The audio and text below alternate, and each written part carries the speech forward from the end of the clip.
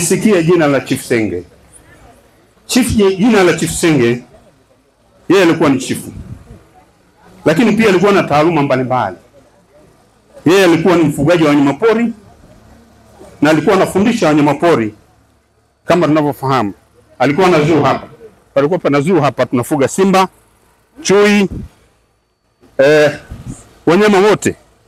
Na aliweza hata kutrain, kufundisha pofu, kulima, kuvuta mikokoteni. Baadaye tutakuletea picha zake. Ni mtu ambaye alifanya kazi kubwa sana. Alikuwa ni mhifadhi mkuu wa wanyamapori. Baada ya uhuru, kama tunakumbuka, nchi yetu ilikuwa inatawaliwa na wazungu.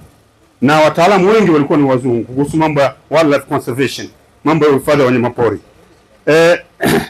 Mkuu wa kanda ya wanyamapori hapa wakati huo alikuwa na makao yake makubwa Dodoma, alikuwa anaitwa Gilbert Moore. Baada ya kufariki Gilbert Moore, Chief Senge alipewa jukumu la kusimamia wanyama kanda ya kati, Singida na Dodoma na Tabora.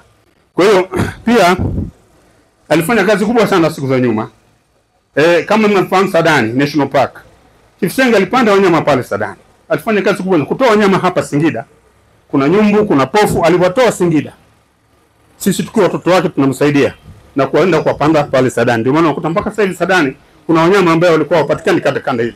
Walitoka Singida. Na hii kazi ilikuwa ni Chief Senge. Lakini watu wa Singida kama mnavyokumbuka, Chief Senge alikuwa anaonyesha wanyama. Alikuwa anafuga wanyama, lakini wanyama walikuwa wanashiriki mpaka kwenye maandamano. Ukiangalia pofu, unaangalia nyumbu, unaangalia pundamilia, unaangalia mbuni, wanaongoza maandamano yote mpaka kwa viongozi huko kwenye jukwaa. Kwa hiyo alikuwa anafanya kazi kubwa. Lakini Chief Senge baada ya uhuru, kama tunavyofahamu, wakati anafuga wanyama wake, alikuwa anasafiri na wanyama sehemu mbalimbali, mikoa mbalimbali kuonyesha kwenye maonyesho. Lakini fedha alikuwa anazitoa, anazipata kutokana na mapato yanayopatikana kuonyesha wanyama. Alikuwa anapeleka, anakabidhi wanachama, viongozi wa chama cha TANU kipindi kile ili kuimarisha chama. Hili swala ambalo watu walikuwa walifahamu na tukao mlifahamu nini umuhimu wa Chief Senge. Kwa hiyo nimefurahi leo mmeona mmekuja kutuenzi na sisi mmetufariji, tunafurahi. Chief Senge pia alikuwa mwindaji. Wakati ule serikali ilikuwa inatoa General Game License kubwa kwa ajili ya uwindaji. Watu walikuwa wanapata mapato kupitia uwindaji. Kama unavyoona kuna kitu cha nyati. Kichwa cha nyati kinaonyesha kwamba yule alikuwa ni mtu namna gani, alikuwa mwindaji, lakini nyama alikuwa anagawia watu kama mboga huko vijijini na sehemu mbalimbali. Hata hapa mjini mashahidi wako, watu wanakaa hapa utemini.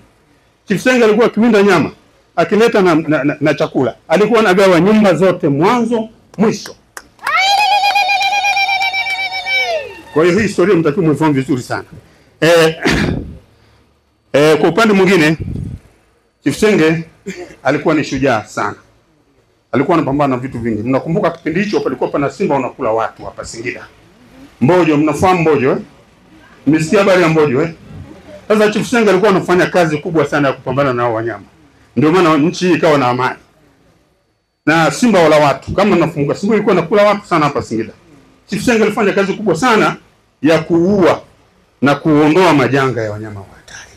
Kwa hiyo hizo ni sifa ambazo wanazo. Hizi ilikuwa wakati yeye baada ya ukoloni, baada ya wakati wa uhuru.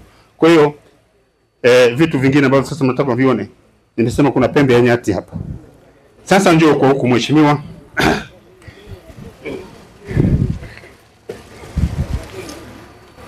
Hapa tunamzungumzia Chief Senge.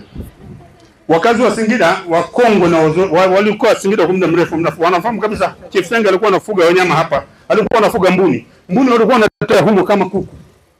Sasa huu ni shahidi kwa mashela ya makasha ya mayai ya mbuni ambayo yalikuwa yamebaki kwa kipindi hicho. Kwa hiyo hili kuthibitisha kwamba Chief Senge alikuwa mfugaji wa wanyama. Kwa hiyo ni kazi kubwa alikuwa anafanya, na hili kwa naongeza kipato. Hata kuna mbuni wengine walipelekwa Ikulu kipindi kile. Mbuni walitoka Ikulu, waliokwenda Ikulu kipindi kile walitoka hapa nyumbani. Walitoka hapa kwa Chief Senge. Kwa hiyo alikuwa na mchango mkubwa sana.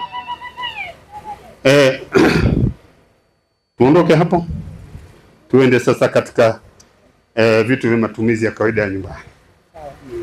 Hivi ni vitu vya asili ambavyo ndio vilikuwa vinatumika.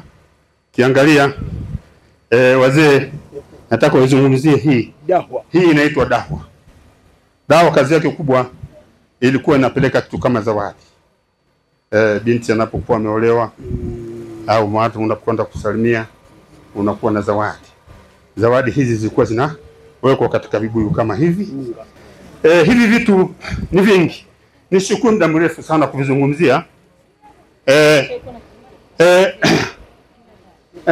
Chief Senge yeye ana asili ya ufugaji. Ni mwenye asili ya Mnyaturu lakini ana asili ya Watatoga. Kama unafahamu Wataturu ni watu ambao ni wafugaji.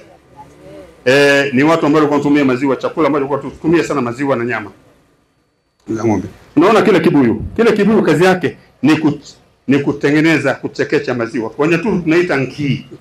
Atakori mwanyenye. Ya mwingi matwaza. Sasa ili tusimchoshe sana mkuu wetu wa mkoa, hivi ni vitu vyetu vya mila. Hapa kuna vitu vya mila. Hapa kuna vibuyu ambavyo havijaandaliwa. Bwana, wakati wa kuondoka na hivi itabidi uchukue vile vitatu. Hii utaenda utakavyotoboa utatengeneza mbegu na wewe utakuwa na vibuyu nyumbani kwako. Asema hivyo ukitaka kumpa mtu kitu. Na hiyo raifunderese. Hichi kiko cha asili cha kimila. Hii shisha ya kizamani lakini wazee walikuwa wanatumia. Unaona huu ukumbi. Unaona huu ukumbi ulikuwepo hapa. Hili lilikuwa ndio baraza la chifu. Chifu palikuwa pana viti vingi sana hapa.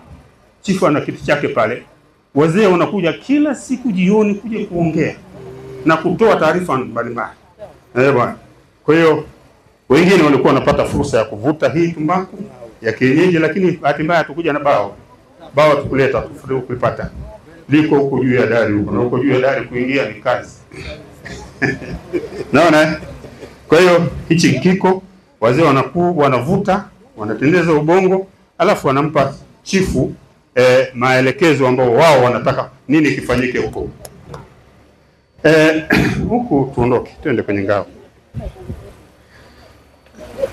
Mheshimiwa mkuu wa mkoa na jamii kwa ujumla, hapa kuna ngao. Hapa kuna ngao. Hizi ngao zilikuwa zinaonyesha namna gani watu walikuwa wanaweza kujilinda na maadui.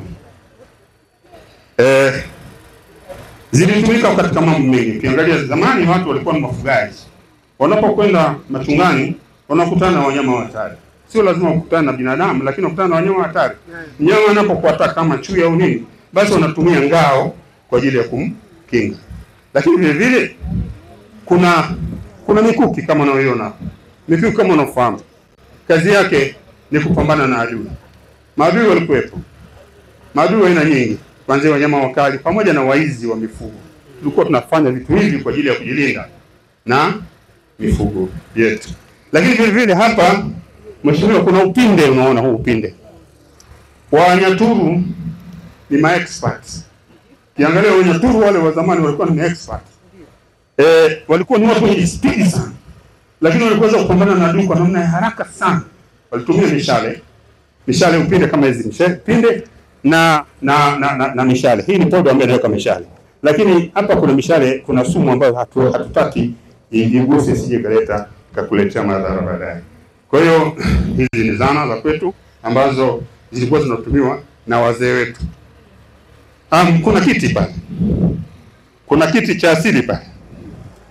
Kile kiti mheshimiwa, naomba ukae dakika moja ili utupate baraka za kwetu. Mheshimiwa mgeni wetu rasmi sasa anakwenda kukaa kwenye kiti cha kimila kwa ajili ya kuenda kupata baraka. Anasogea polepole, anapelekwa na chifu pale. Mama chifu njoo hapo. Mama chifu, hebu mkaribishe mgeni rasmi mkuu wa mkoa. Karibu sana. Naomba nisikie vigelegele. Uwe na amani, uwe salama, uendelee kuwa na sisi kama alivyokuleta rais wetu Mama Samia Suluhu Hassan ili uweze kutulea kwa upendo, na Mungu akubariki uendelee kuwa na moyo huo. Tumeona mambo mengi ambayo unayofanya huku kwetu Singida, ni faida kubwa na sisi tunajivunia wewe. Karibu sana. Asante sana Chief.